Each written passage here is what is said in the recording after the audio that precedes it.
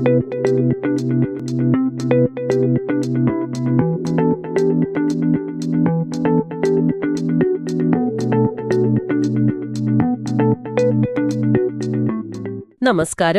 നമ്മൾ ഇന്ന് കമ്പ്യൂട്ടറുകളുടെ ഒരു പ്രധാന ഭാഗത്തെക്കുറിച്ചാണ് സംസാരിക്കുന്നത്, അതിന്റെ മെമ്മറി സിസ്റ്റം.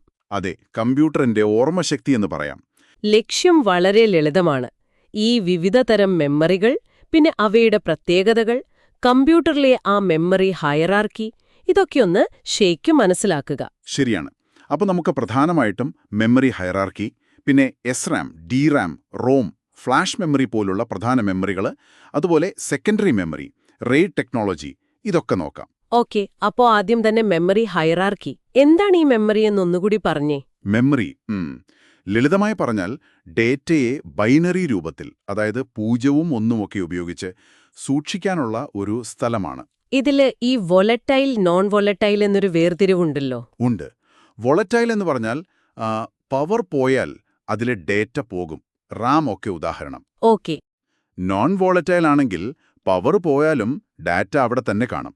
നമ്മുടെ ഹാർഡ് ഡിസ്ക്, പെൻഡ്രൈവ് ഒക്കെ പോലെ. ശരി. ഈ ഹയറാർക്കി ഒരു പിരമിഡ് പോലെയാണെന്ന് പറയാറുണ്ടല്ലേ? അതെ, ഒരു പിരമിഡ് ഘടനയാണ്. ഏറ്റവും മുകളിൽ CPU-നോട് ഏറ്റവും അടുത്ത് വളരെ വേഗതയുള്ളതും എന്നാൽ വലുപ്പം കുറഞ്ഞതും വില കൂടിയതുമായ രജിസ്റ്ററുകൾ, പിന്നെ ക്യാഷ് മെമ്മറി. എന്നിട്ടോ? അതിന് താഴെ വരും നമ്മുടെ പ്രധാന മെമ്മറി, അതായത് RAM.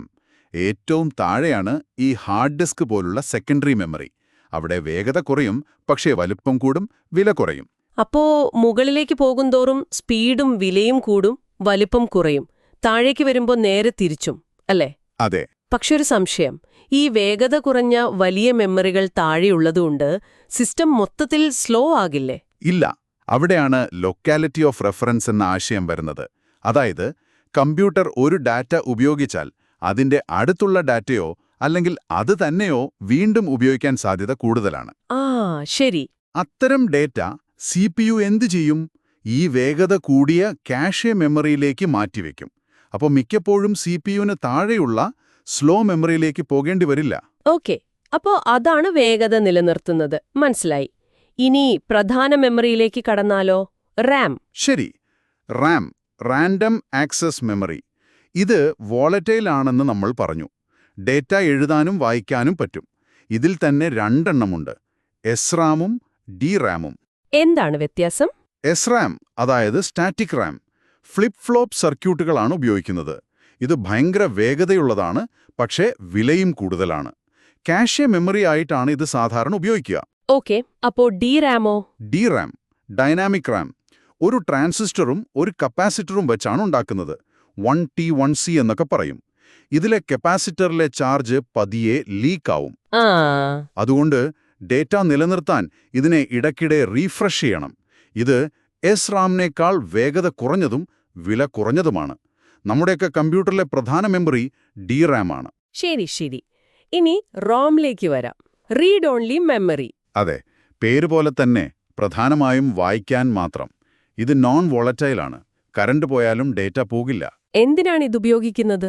കമ്പ്യൂട്ടർ ഓണാക്കുമ്പോൾ ആദ്യം പ്രവർത്തിക്കുന്ന ചില പ്രോഗ്രാമുകളില്ലേ, ബൂട്ട്സ്ട്രാപ്പ് ലോഡർ പോലെ, അതൊക്കെ സ്ഥിരമായി സൂക്ഷിക്കുന്നത് റോമിലാണ്. ഇതിലും പല തരങ്ങളുണ്ടല്ലേ? MROM, PROM. ഉണ്ട്. MROM ഫാക്ടറിയിൽ തന്നെ പ്രോഗ്രാം ചെയ്തതാണ്. PROM ആണെങ്കിൽ നമുക്ക് ഒരു തവണ പ്രോഗ്രാം ചെയ്യാം. EPROM അൾട്രാവയലറ്റ് ലൈറ്റ് വെച്ച് മായ്ച്ചിട്ട് വീണ്ടും പ്രോഗ്രാം ചെയ്യാം. EEPROM ആണെങ്കിൽ ഇലക്ട്രിക്കൽ സിഗ്നൽ വെച്ച് തന്നെ മായ്ക്കാം. ഓക്കെ, അപ്പൊ നമ്മുടെ പെൻഡ്രൈവിലൊക്കെ ഉള്ളതോ? അത് ഫ്ലാഷ് മെമ്മറി അല്ലേ? അതെ, അത് ഫ്ലാഷ് മെമ്മറിയാണ്. അതും നോൺ വോളറ്റൈൽ തന്നെ. EEPROM പോലെ ഇലക്ട്രിക്കലായി മായ്ക്കാം, പക്ഷെ ബൈറ്റായിട്ടല്ല, ബ്ലോക്കുകളായിട്ടാണ് ഡേറ്റ കൈകാര്യം ചെയ്യുന്നത്. അതാണ് വ്യത്യാസം. ഇത് കുറച്ചുകൂടി വേഗതയുള്ളതും ഈടുനിൽക്കുന്നതുമാണല്ലേ? അതെ. NAND, NOR എന്നൊക്കെ അതിലും തരങ്ങളുണ്ട്. NAND ബ്ലോക്കായിട്ടും NOR ബൈറ്റ് വേർഡ് ആയിട്ടുമാണ് ഡാറ്റ ആക്സസ് ചെയ്യുന്നത്. ശരി. ഇനി ഈ വലിയ ഡേറ്റയൊക്കെ സ്ഥിരമായി സൂക്ഷിക്കാൻ ഉപയോഗിക്കുന്ന സെക്കൻഡറി മെമ്മറിയെക്കുറിച്ച് പറയാം. Hard disk, HDD. HDD-യിൽ കറങ്ങുന്ന കാന്തിക പ്ലേറ്റുകളുണ്ടാകും.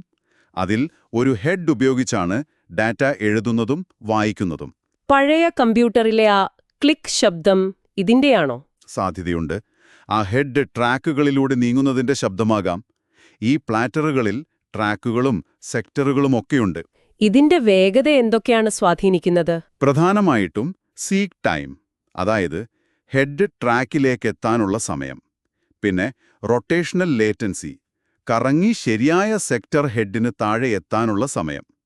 ഇതൊക്കെ കുറയുമ്പോഴാണ് വേഗത കൂടുന്നത്. ഇനി ഓപ്റ്റിക്കൽ മെമ്മറികൾ, CD, DVD ഒക്കെ. അതെ, ലേസർ വെച്ചാണ് അതിൽ ഡാറ്റ വായിക്കുന്നതും എഴുതുന്നതും. CD-ROM-ൽ ഡാറ്റ മാറ്റാൻ പറ്റില്ല. CD-R-ൽ ഒരു തവണ എഴുതാം. CD-RAW ആണെങ്കിൽ വീണ്ടും വീണ്ടും എഴുതാനും മായ്ക്കാനും പറ്റുമല്ലോ. അതെ, അതിൽ ഫേസ് ചേഞ്ച് ടെക്നോളജിയാണ് ഉപയോഗിക്കുന്നത്. DVD-യും ബ്ലൂറേയും ഒക്കെ CD-യേക്കാൾ കൂടുതൽ ഡേറ്റ കൊള്ളുന്നത് ലേസറിന്റെ തരംഗദൈർഘ്യം കുറവായതുകൊണ്ടാണ്. ഇപ്പോ പക്ഷേ SSD-കളാണല്ലോ താരം, സോളിഡ് സ്റ്റേറ്റ് ഡ്രൈവ്സ്. ശരിയാണ്, SSD-ക്ക് HDD പോലെ ചലിക്കുന്ന ഭാഗങ്ങളൊന്നുമില്ല. അത് ഫ്ലാഷ് മെമ്മറി അടിസ്ഥാനമാക്കിയാണ് പ്രവർത്തിക്കുന്നത്. അപ്പോൾ വേഗത കൂടുതലായിരിക്കും. വളരെ കൂടുതലായിരിക്കും, ഈട് നിൽക്കുകയും ചെയ്യും. പക്ഷേ എന്താ പറയാ, വില കുറച്ച് കൂടുതലാണ് ഇപ്പോഴും HDD-യെ അപേക്ഷിച്ച്. ശരിയാണ്. അവസാനമായിട്ട് RAID-നെ കുറിച്ചുകൂടി പറഞ്ഞേക്കാം. RAID, അതായത് redundant arrays of inexpensive disks. ഒന്നിലധികം ഡിസ്കുകൾ ഒരുമിച്ചുപയോഗിക്കുന്ന ഒരു രീതി. എന്തിനു വേണ്ടിയാണിത്? പ്രധാനമായിട്ടും രണ്ട് കാര്യങ്ങൾക്ക്. ഒന്ന്, പ്രകടനം കൂട്ടാൻ, അതായത് വേഗത വർദ്ധിപ്പിക്കാൻ. അതിനെ ഡേറ്റ സ്ട്രൈപ്പിംഗ് എന്ന് പറയും. ഓക്കെ. രണ്ടാമത്തേതോ? രണ്ട്, വിശ്വാസ്യത കൂട്ടാൻ. അതായത് ഒരു ഡിസ്ക് കേടായാലും ഡേറ്റ നഷ്ടപ്പെടാതിരിക്കാൻ. അതിന് മിററിംഗ് അല്ലെങ്കിൽ പാരിറ്റി പോലുള്ള ടെക്നിക്കുകൾ ഉപയോഗിക്കും. ഇതില് പല ലെവലുകളുണ്ടല്ലോ. RAID 0, RAID 1, RAID 5 എന്നൊക്കെ. ഉണ്ട്. RAID 0-ൽ സ്ട്രൈപ്പിംഗ് മാത്രമേ ഉള്ളൂ. വേഗത കൂടും. പക്ഷേ ഒരു ഡിസ്ക് പോയാൽ എല്ലാം പോയി. RAID 1 ആണെങ്കിൽ മിററിംഗ് ആണ്. ഒരു ഡിസ്കിന്റെ കോപ്പി മറ്റൊന്നിലുണ്ടാകും. നല്ല വിശ്വാസ്യതയാണ്. RAID 5-ഓ? RAID 5-ൽ സ്ട്രൈപ്പിംഗുമുണ്ട്. കൂടെ പാരിറ്റി വിവരങ്ങൾ പല ഡിസ്കുകളിലായി വിതരണം ചെയ്തിട്ടുമുണ്ടാകും. അപ്പോൾ വേഗതയും കിട്ടും, ഒരു ഡിസ്ക് ഫെയിലായാലും ഡേറ്റ റിക്കവർ ചെയ്യാനും പറ്റും. RAID 6? ഇതിലും കൂടുതൽ സുരക്ഷ നൽകും. 2 ഡിസ്ക് വരെ ഫെയിലായാലും പ്രശ്നമില്ല. കൊള്ളാം. അപ്പോൾ ആവശ്യത്തിനനുസരിച്ച് ലെവൽ തെരഞ്ഞെടുക്കാം. അതെ. അപ്പോൾ നമ്മൾ ഇന്ന് കമ്പ്യൂട്ടർ മെമ്മറിയുടെ പല തലങ്ങൾ, അതായത് ആ ഹൈറാർക്കി, പിന്നെ RAM, ROM, flash memory, HDD, SSD, optical, അവസാനം RAID വരെ ഒന്ന് ഓടിച്ചു നോക്കി. അതെ, ഒരു ഏകദേശ ധാരണ കിട്ടിക്കാണുമെന്ന് കരുതുന്നു. രജിസ്റ്റർ മുതൽ സെക്കൻഡറി സ്റ്റോറേജ് വരെയുള്ള ആ ഒരു സ്പെക്ട്രം. ഈ വിവരങ്ങളൊക്കെ നിങ്ങളുടെ കമ്പ്യൂട്ടർ എങ്ങനെയാണ് ഡേറ്റ കൈകാര്യം ചെയ്യുന്നത്, എപ്പോഴാണ് വേഗത കൂടുന്നത്, കുറയുന്നത് എന്നൊക്കെ മനസ്സിലാക്കാൻ സഹായിക്കും എന്ന് വിശ്വസിക്കുന്നു. തീർച്ചയായും. പോകുന്നതിനു മുൻപ് ഒരു ചെറിയ ചിന്ത പങ്കുവയ്ക്കട്ടെ. ഈ മെമ്മറി ടെക്നോളജി ഭയങ്കര വേഗത്തിലാണല്ലോ മാറുന്നത്. അതെ, വളരെ വേഗത്തിൽ. ഭാവിയിൽ എന്ത് തരം മാറ്റങ്ങളായിരിക്കും വരിക? ഇന്നത്തെ SSD-യേക്കാളും വേഗതയുള്ള എന്തെങ്കിലും? അതോ ഇപ്പോൾ നിങ്ങൾ ഈ കേട്ടോണ്ടിരിക്കുന്ന ഡിവൈസിലെ മെമ്മറി ഏതായിരിക്കും? നമ്മൾ പറഞ്ഞ ഈ കാറ്റഗറിയിൽ ഏതിൽ വരും? ഒന്ന് ആലോചിച്ചു നോക്കൂ. നല്ല ചോദ്യമാണ്. എന്തായാലും ഇത്രയും നേരം ശ്രദ്ധിച്ചതിന് നന്ദി.